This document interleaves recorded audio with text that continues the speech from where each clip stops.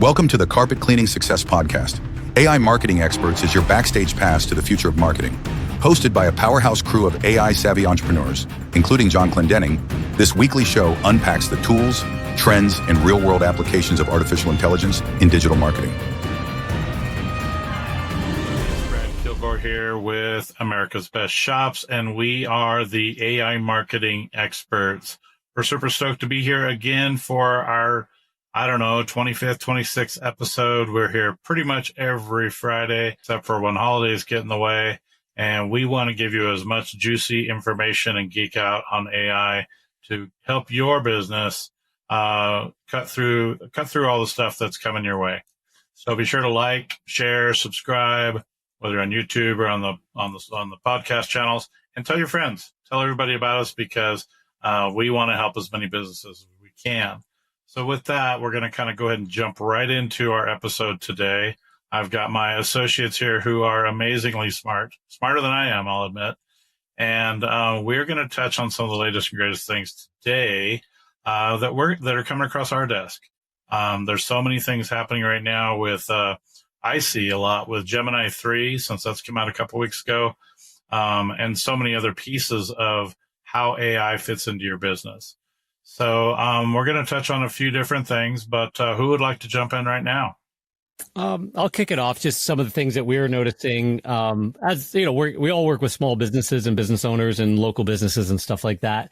And as we've been talking about in the last couple of episodes, Google's in beast mode now. Like, they have gone from sort of lagging behind to holy crap. And yes, Brad, I said holy crap. So, and it's just fast and furious, and it's rolling out like crazy. So, a couple of things I was sharing with the group that you guys already knew about was, so Q&As inside your Google business profile. Always a great thing, a way to optimize your listing. You know, there's lots of things you should do to optimize your listing so you start ranking higher up in Google Maps in your proximity and stuff like that. But one of those things was, you know, public can ask questions and you can answer them. But as marketers, we always said, well, if people don't ask questions, you know, of a carpet cleaner or a roofing company, let's seed those questions. Let's get questions put in and we'll answer those, because it also works with keyword search and algorithms and all that kind of stuff. Well, all that's going away because Google is rolling out a feature called Ask Maps. Brad mentioned that it's going to end up in some GPS's software and vehicles and stuff like that as well. I'm sure he'll mention in, but what it means is that the AI is going to be used to answer the questions based on your website and how full your listing is. And some understanding is that the current questions and answers that are in there and the way you answer reviews and all of this stuff is going to be used by AI to try and help answer the question that people are asking inside your Google business profile. And it's just part of this Google trend that they're seeing, that search is way up because it's zero-click search. What that means is people ask a question and Google is giving them all the answers because they want you to come back to their platform, not use ChatGPT, not go to, you know, Edge and Copilots and all that. Google wants you to be in Google. So they are adding all of these features that consumers are wanting. They've been testing, they work, they roll them out. So they're finding that it's less friction for the end user. So more friction for business owners having to figure it out, more friction for agency owners having to figure out how that fits into the new changes and SEOs and rankings and Google Maps and all that kind of stuff. But Google doesn't care about us. They care about the end user, and they're going, let's just make it easier. The people are asking more questions without ever having to click on stuff or type something. So let's carry on with that trend. So that is if it's already here in December of 2025, when we're recording this, whenever you're listening to it, I can't even, again, as we keep saying, I can't even imagine what's going to be in the next quarter of 2026 or the last quarter of 2026. It's going to be a whole new world. That's exactly right. I'm going to just piggyback off what John said, and I'm going to share for a minute because he brought up some good points. So let me make sure I got the right window here because I got a bunch of them. Let's see. I just want to really quick, Brad, while you're bringing up your screen, I'll just mention that in my Google business profile, my agency account where there's multiple clients in there, some of those clients already have Q&As turned off. Some, they're still there. So where I can add them, or we can, add them. So that's something to be aware of. It's try them all, not necessarily that they're all turned off yet.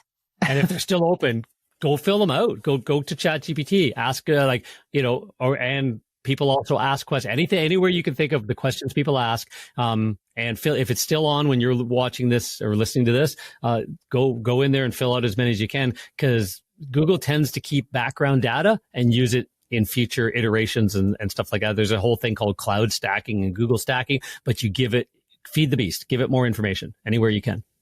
I'm glad you mentioned that, Jen, because I also noticed that there are a few that are still, you're able to ask and answer questions, but not all of them. Not all. Yeah. All right. Can you guys see my screen?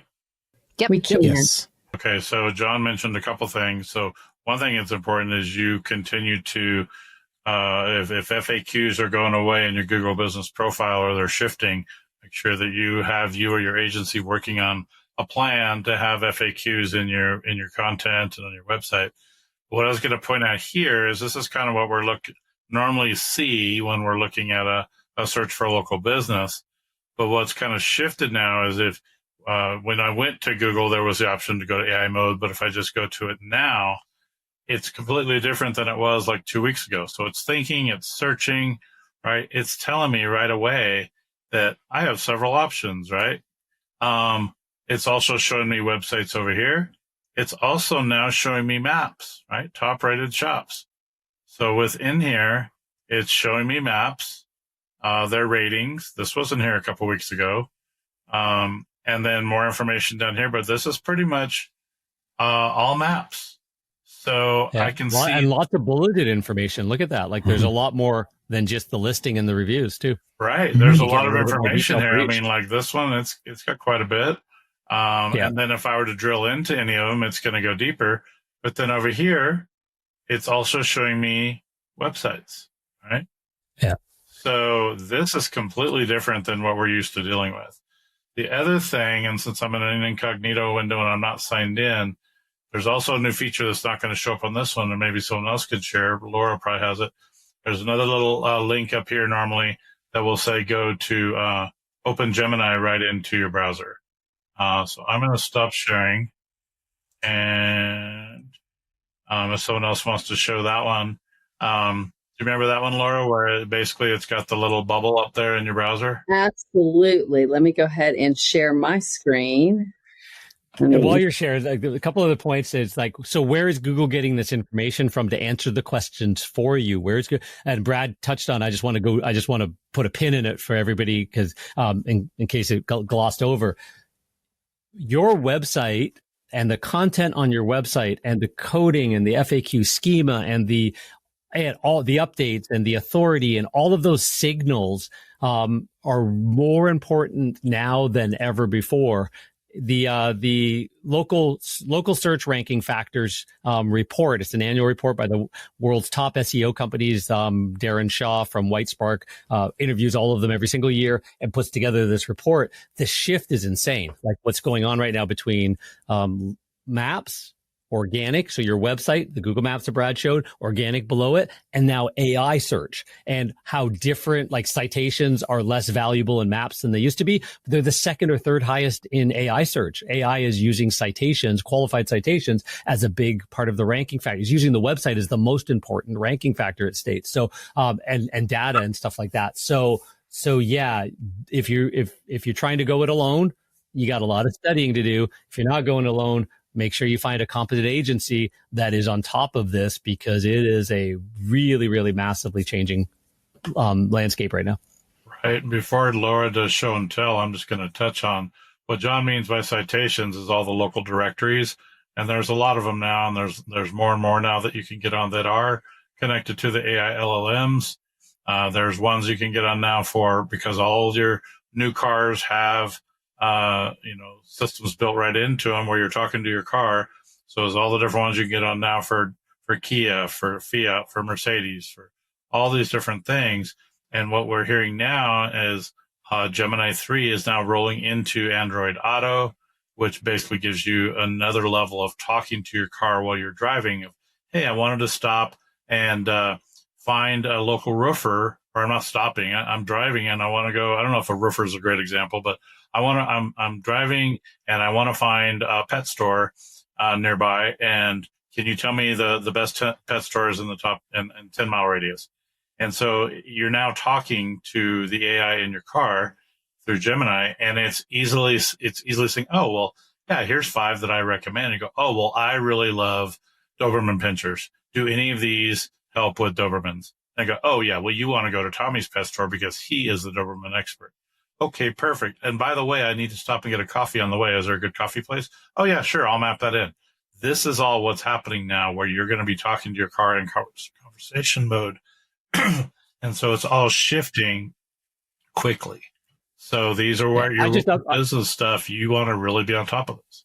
Go ahead, John. I just updated my Google Home to Gemini because so Google Assistant, not quite yet. There's a way to connect and stuff like that. But Google Home, it's now Ask Home. And it's, I put myself on the labs, and it sent me a message last weekend saying, yep, John, you qualify, an early adopter of adding Gemini to your Google Home instead of the old clunky, way of doing it kind of idea. So now I can, it's just Gemini in the back end of the home, and it's no longer, hey, Google, I'm just going to start talking to me right now because I got a dot in front of me, but turn on the living room lights. And if you don't say it right, I'm sorry, I can't find that device. For God's sakes, turn on the living. Anyways, okay, turn on the front room lights. Man, I got the wrong name. Anyways, fighting with your stuff. Now it's like, hey, you just said the wrong thing, but you meant this. Yep, I did. Okay, thank you. So again, we don't all have to swear at our computers as much as Jen does anymore because they're actually getting smarter. Sorry, Jen. It's me. It's really me. I'm just blaming her. I swear every day. Well, as been mentioned, the changes that are rolling out is just incredible with Gemini. And so this is one of those things I do for our webinar prep this week, pulling together. I was looking at my slides and, they were just very basic because, again, we were just pulling in the text. And then we noticed this lovely little button here. So that's when I noticed this. So taking the text from this, literally just clicking Beautify this slide, it turned it into this. And so, wow. Wow. It's amazing. I know, right? And so here's some other examples. It really went in and made them so sharp.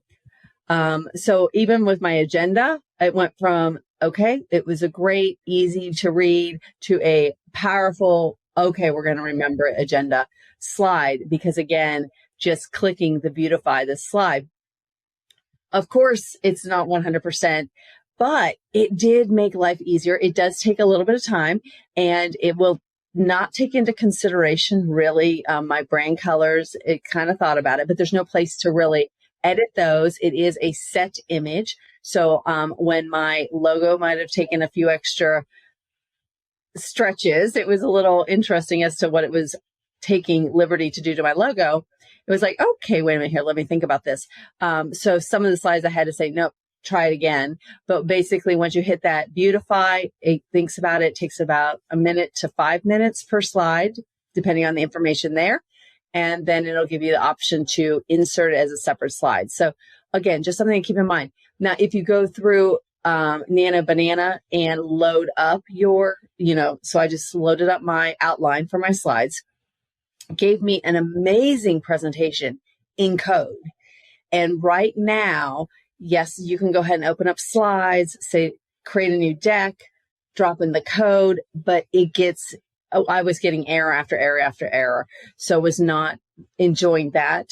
Even when I said, okay, strip out what's causing the error, because it kept giving me new code, it stripped out the design. So then also I'm like, well, I'm back to really basic, different fonts, basic. But when I did it through Nano Banana, I did have the opportunity to upload my branding document.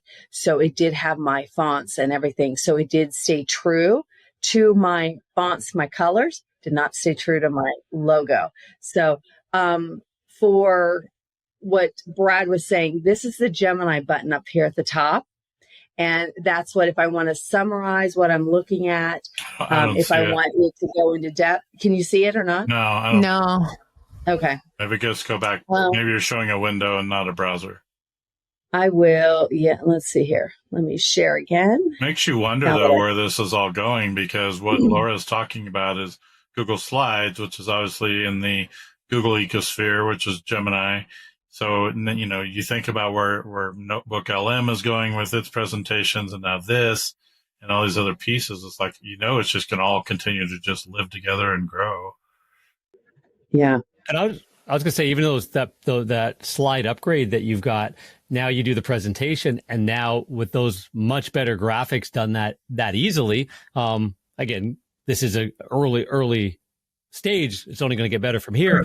Now you've got social post images to send out afterwards, talking about the presentation. You know, click here to see the replay. Exactly. What happens if you hit that little Gemini in the right-hand corner? I know that's not the one in the browser. But see that little one right next to your logo at the top right? It's not, well, it's open in mine. So it's okay. This one here. Ask Gemini. Ask okay. Gemini. Yep. Yeah. It'll just bring things over here. So this is where you can go ahead and also do some edits. So it's a little bit different, but yes. So there's another option to bring Gemini right into what you're working on. Right. That's So super cool. it'll come, you know, so very slick. And I'll stop sharing here. But that's what I'm finding out with Gemini is even with Google Notebooks, LLMs, again, this just kind of starts, you find that as these features are rolling out, you can start bringing it in to what we do every day. So it does streamline some things, and we know it's just going to get better, faster, and more efficient. We just need to decide how we need to incorporate in what we do every day, especially as small business owners, and not just get distracted. Yeah. And so I'll jump in here. As you guys know, I've been using Comment, right? Perplexity Comment as my browser. I've fully switched over to that. I am not at all using Chrome anymore for the first time in 15 years. And it's been amazing, honestly. I use it quite a bit. I've got all these shortcuts that I've created. I had it create the shortcuts that I just basically told it what I wanted to do. And it created the shortcuts for me. So I've got a morning briefing, an afternoon briefing. I've got inbox zero, just all of these little things. But the most interesting thing to me is that I'm now hitting it up weekly every Friday now and saying, hey, based off of my browsing, what I've done this week, how can you optimize what I am doing? And so it gave me all sorts of really cool things this morning. I didn't have time to implement them, but it gave me some really cool ideas, right?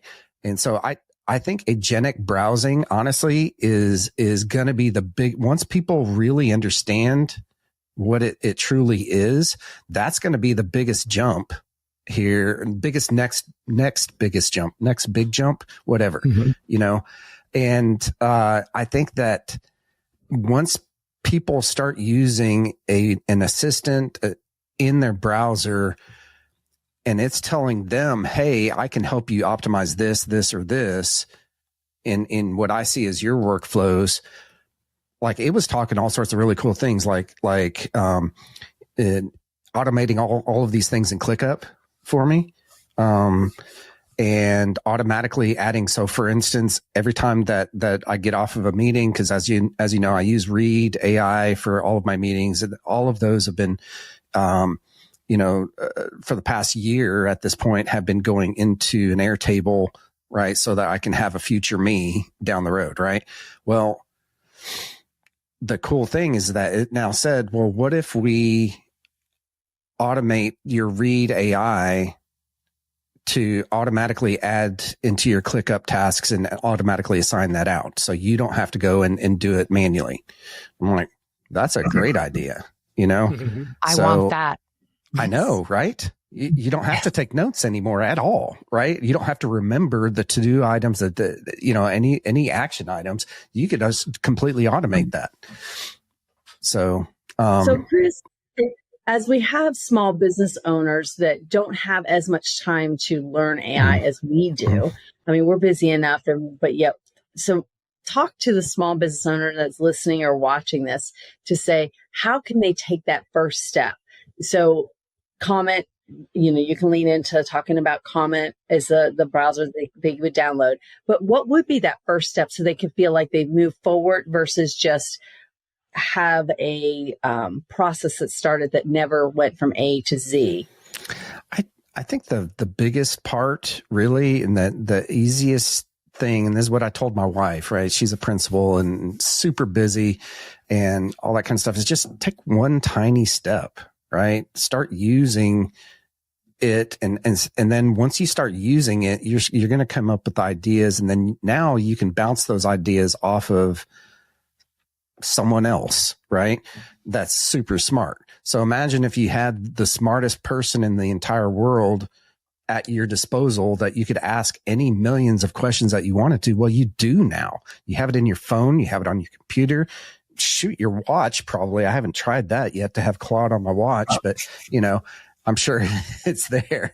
But to me, the other part is training it. And we all know this on, here, because Jonathan Mast taught us how to do this, but train it on you, So, Claude, I'm loving Claude, by the way. Claude is, fully trained on me, has my master prompt in it. It knows all of my goals, even personal stuff. And I know that could probably get a little creepy, but if the more it knows about you, the easier it's going to be. Well, can you have Rochelle do this, instead of you doing this kind of a thing,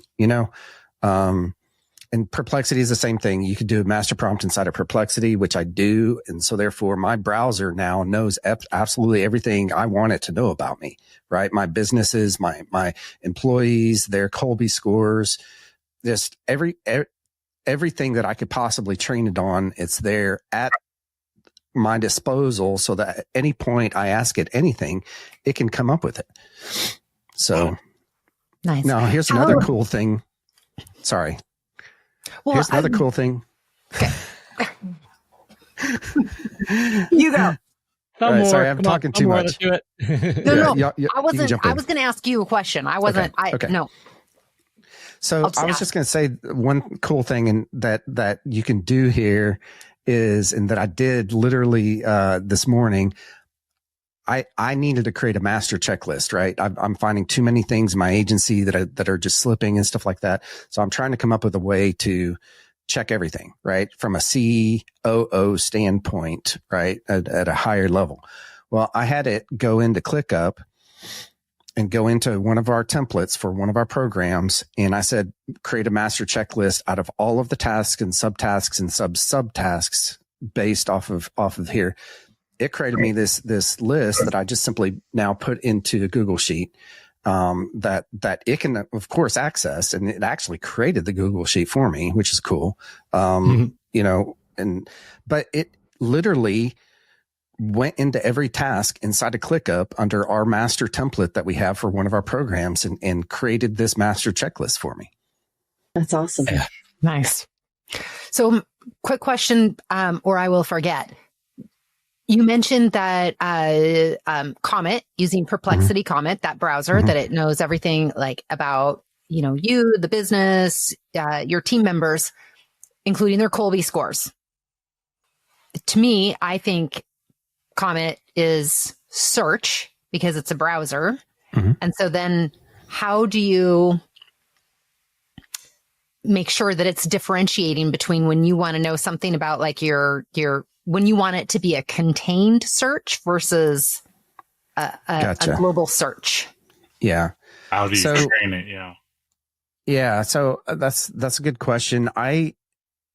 Honestly, it doesn't differentiate that, right? It knows even down to the client level of who my clients are.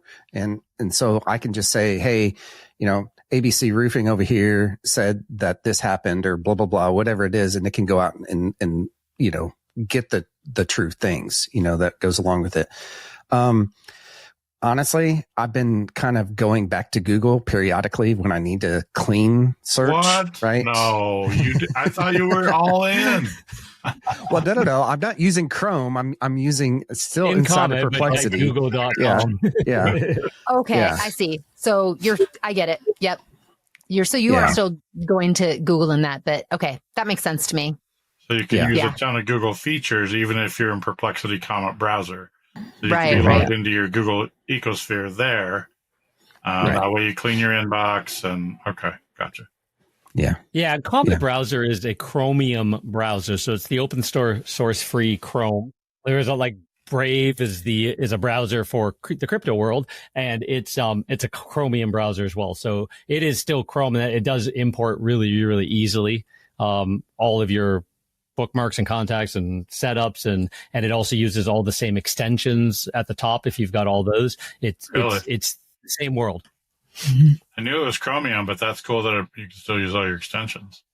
Mm-hmm. Yeah, all of it. So, is there a mobile version at all, or not quite yet? Not yet. I keep asking it if it's ready, if they've got an iOS version of it. They don't even have a Mac version of it yet. So just similar to OpenAI, who only built theirs. I don't remember what theirs is called, but it's only Mac, right? Yeah. Atlas.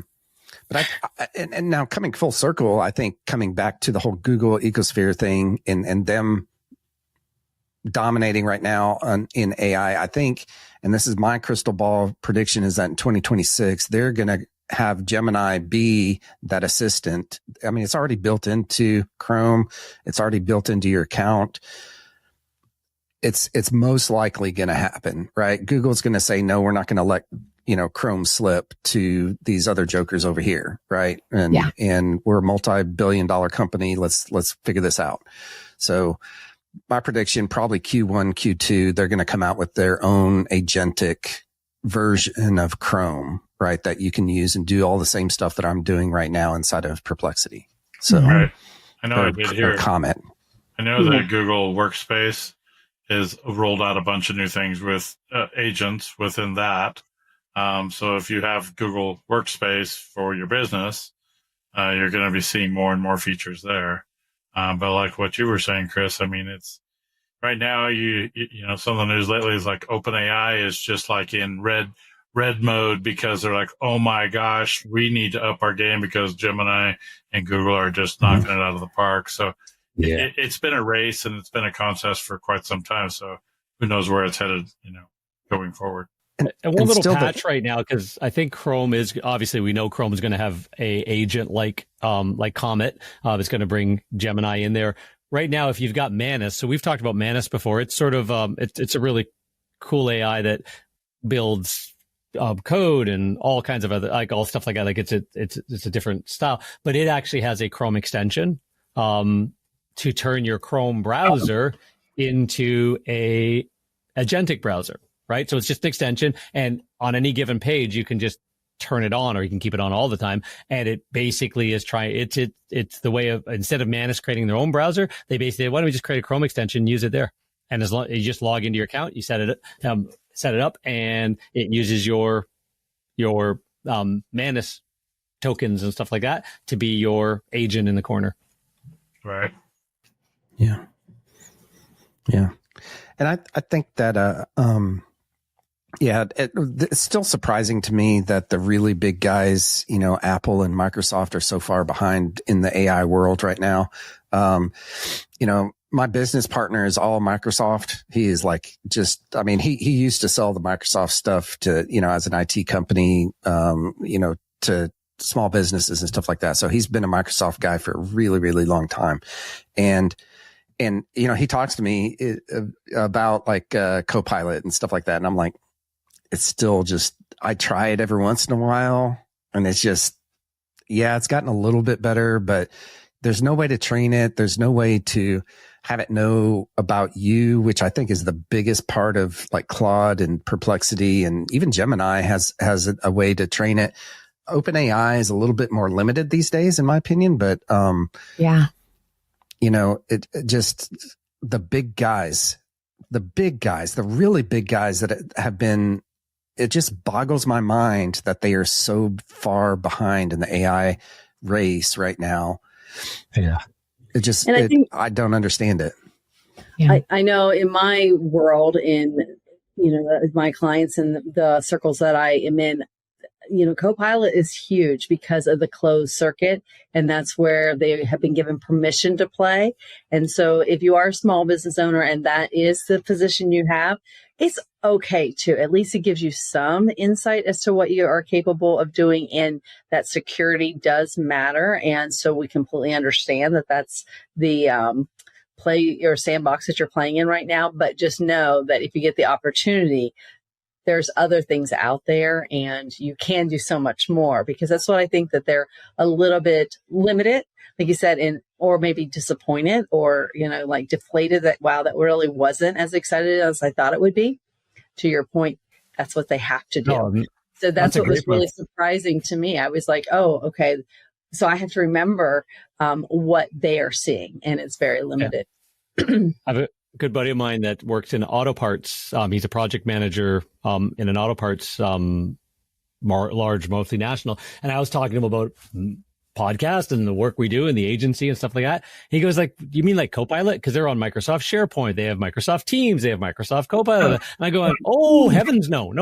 That's terrible. And he goes, yeah, I tried to do it for like a request and get it to, do a bunch of stuff. And he goes, it was absolute crap. I spent more time, trying to get it to understand what I was saying than it would have taken me to do the, whatever the report he was doing and stuff like that. And I go, no, come here. Let's sit down for an hour. Let's go through a custom GPT. Let me build you something and tell me if this works better for you. And it was amazing. Obviously, fed it, gave it knowledge, ran some good prompts, all that kind of stuff. And then he goes, but I can't use this at work because it's not in the Microsoft world. And I'm going, exactly. I do it at home. Come back to work going, look at all the amazing stuff I just did. if you're allowed to put some company information onto the platform that way. So, but yeah, there is a corporate world that is limited. That's right. 100%. I think that's one reason why the Notebook LLM has made such a difference, because you kind of have that closed, and to the point where we've been bringing up today.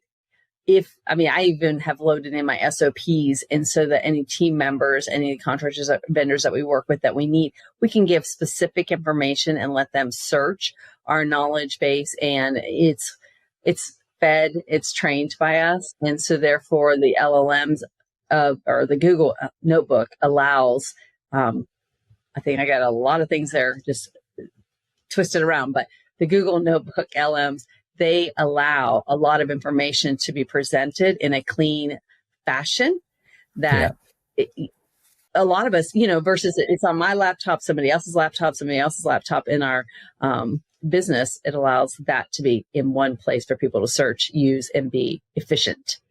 That's right.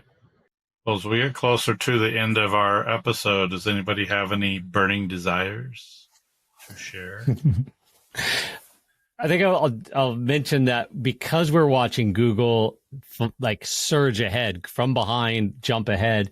We've talked about this before, but pay-per-click, how Google's integrating that, their revenue is up, but so is cost per click is an increase. So I'm just looking at the quarterly performance reports here from Google related to pay-per-click specifically, and Q3 of 2025 had an increase of almost 16% revenue levels from 88 billion to 102 billion. So just another yacht or two, right? But a lot of that is talking about, it was the increase in cost per click, and also the fact that more businesses are leaning into pay-per-click because things are changing around them, and they need that revenue stream. So there's a lot more uptake of it and that kind of thing as well. So as a business owner watching this and thinking, if you don't have things like enough poles in the water, I always like Google Maps is a pole in the water, and your social media outreaches is a pole in the water. Like, how are you generating clients for your business? How are you attracting them? Pay-per-click is a big part of Google's ecosystem, and if it's going to be playing inside AI mode and inside all of these as well, you're going to be farther behind and left out even more if your competitors are in there and you're not, because it's also helping to train the beast, because you're writing content and creating it that then shows up on intent-based searches, not keyword-based searches. So, yeah, even as Brad said, hey, this one, it's because the Dobermans, right? So, which one of these pet shops is best for Dobermans? Well, where did AI get that answer? Well, it got that answer from the website or from the content or from the paid ads. We are the Doberman specialist, blah, blah, blah, all those kinds of things. So again, we've got to be omnipresent everywhere, but we also got to understand that Google took over the lion's share of the average search for the past, how many decades, 2 decades or whatever. And they're not letting that go. So you want to make sure you're playing in the right sandbox as you move forward. That's exactly right. Well, 100%. On that note, I think we'll wrap up. I'll tell the Doberman story later. I've rescued 7 Dobermans over the last 25 years. So I love them. Aww. There you go. Yeah, with that, we'll wrap up, guys. Be sure to follow AI Marketing Experts, subscribe, tell your grandmother about us, let everybody know. And we are here to help. Reach out to any of us personally or leave a comment in our episodes. And we will be here next week to feed more of the machine. Thanks, guys.